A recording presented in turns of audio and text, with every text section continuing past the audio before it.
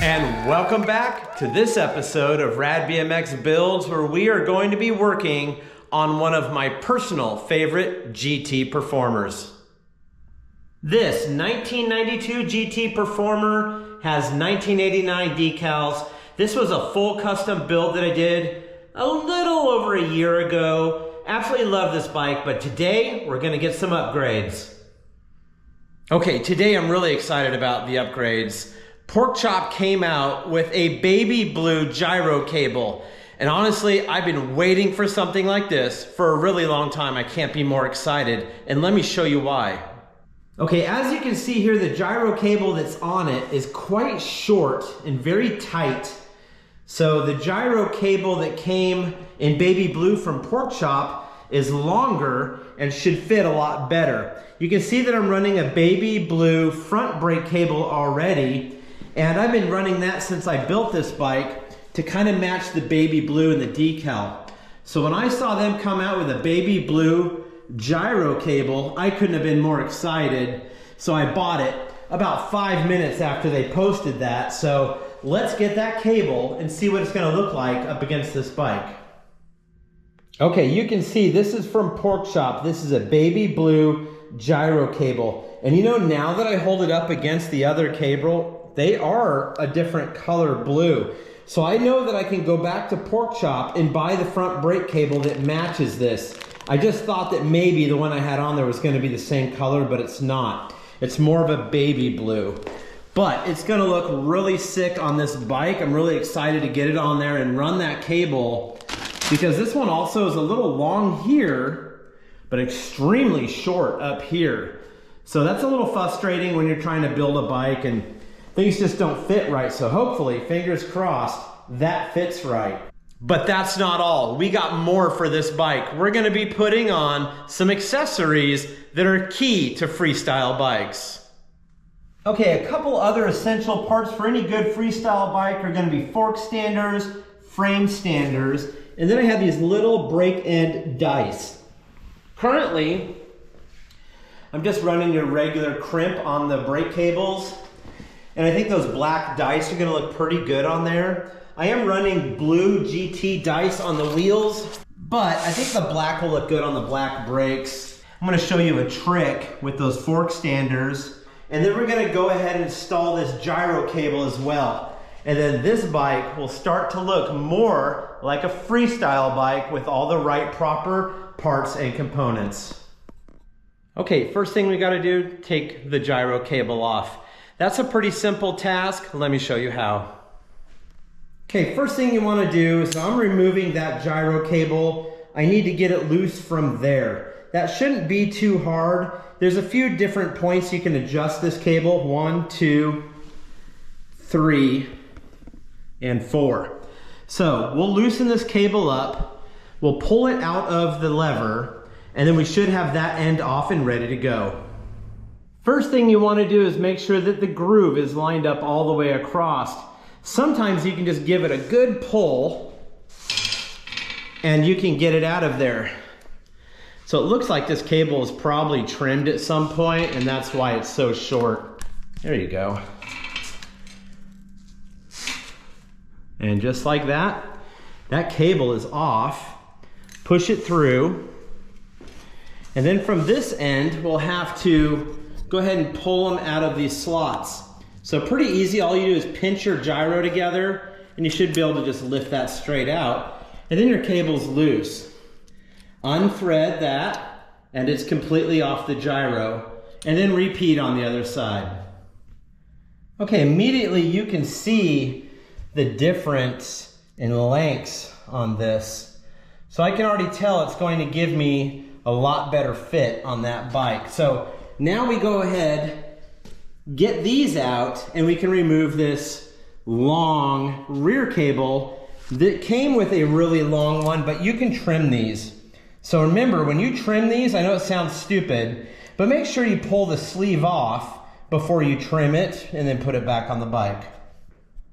Okay, we got the gyro cables on. I put the pad on the handlebars and we put some new donuts on it. So let me show you what we've done and tell me what you think in the comments down below. Okay, I went ahead and put the brand new Flight splatter paint donuts on there because I think all of these colors are kind of incorporated in this bike, so I'm pretty happy with that.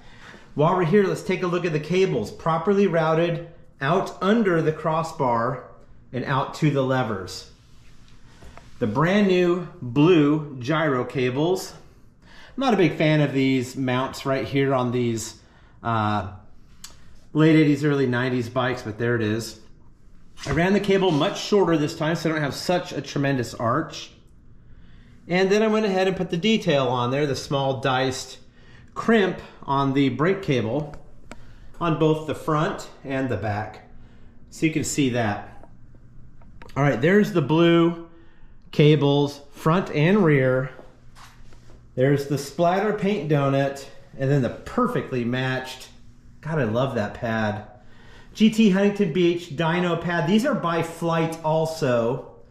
So Flight for the pad, Flight for the donut. I don't run the stem pad because of the bolt. The pad I have with this does not have the grommet to run the cable through, so I don't run the stem pad. Because of the really cool decal on the crossbar and then that cable mount, I don't like to run the frame pad either. If it didn't have a decal or that little mount there for the cable guide, that's what it's actually called, I'd probably run the frame pad just for the accessory look of it, but it doesn't really Velcro well when you have all that stuff in place, so I'm not running it. All right, let's go ahead and talk about these. I'm gonna show you a trick on how to mount the fork stands to your bike by minimizing the amount of scratches that they can cause. All right, here's the secret weapon. This black electrical tape will go on the fork leg, and then the fork stander will go around the tape. That's gonna stop it from scratching up your powder coat.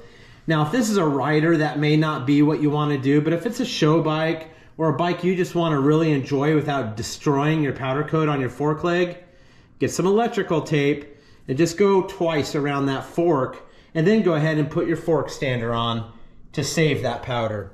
All right, you can see that I applied the electrical tape. You can see it on the other side and this side, and then you make sure that they're even.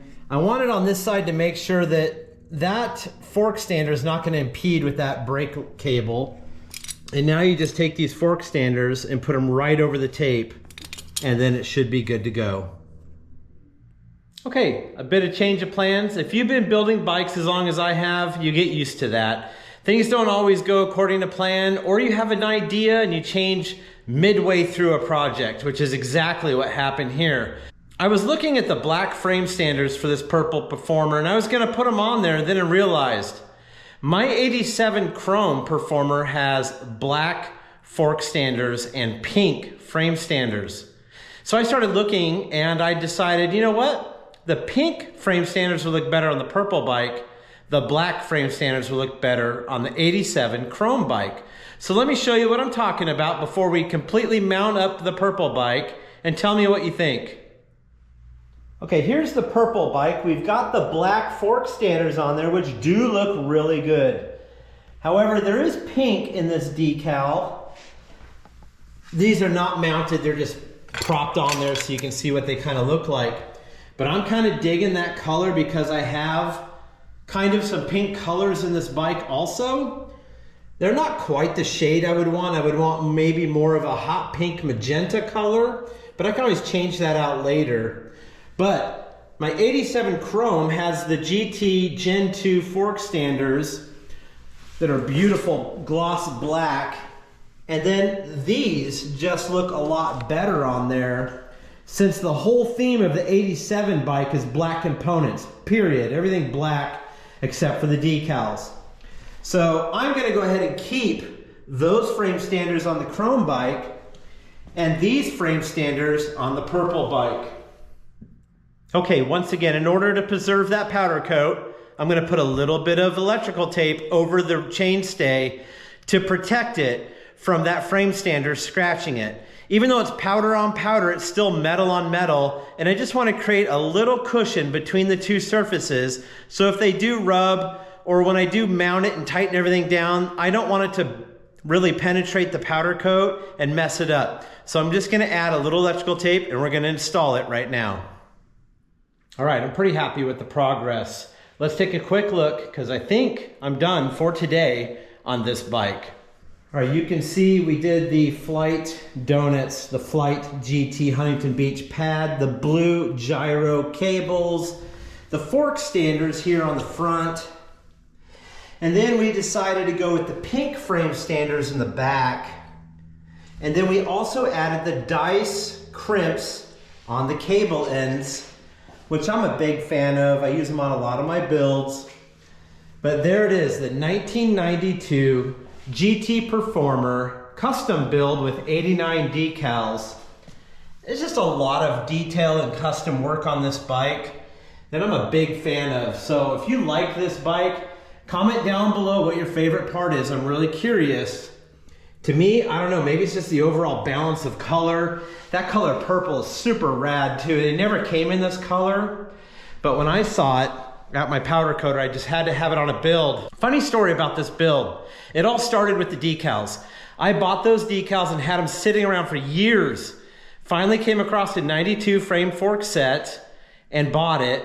And I said, what the heck? The 89 decals will look so good on a coin roll bike, because in 89, it was not a coin roll, surprisingly. But in 92, they brought it back. There it is, a 92 frame coin roll with the 89 decals. If you don't know what I'm talking about when I say coin roll, let me show you. Not everybody does. This right here was referred to as the coin roll. On the 87, I'm sorry about the lighting, it gets dark over here. There is no coin roll on the regular Performer. But not all Performers came with the coin roll. Some did, some didn't. I prefer the coin roll. I think it's a rad look. So when I saw that frame, I had to buy it and put those decals on it. Purple seemed to be the color. I'm really happy with the way this bike looks. So, okay, merch plug. If you want merch, radbmxbuilds.com/merch. I have hats, shirts, hoodies, decals, all kinds of stuff on there for you. And new stuff is coming. Also, the new design is out. This is the old logo. The new one just says RADBMX, has a paint splatter. Check it out at radbmxbuilds.com/merch. Okay, I think that's gonna do it for this video. Thanks for hanging out with me in the shop, doing the first upgrades in the shop to one of my bikes that I've been waiting to do these upgrades for probably about a year, honestly, maybe even longer.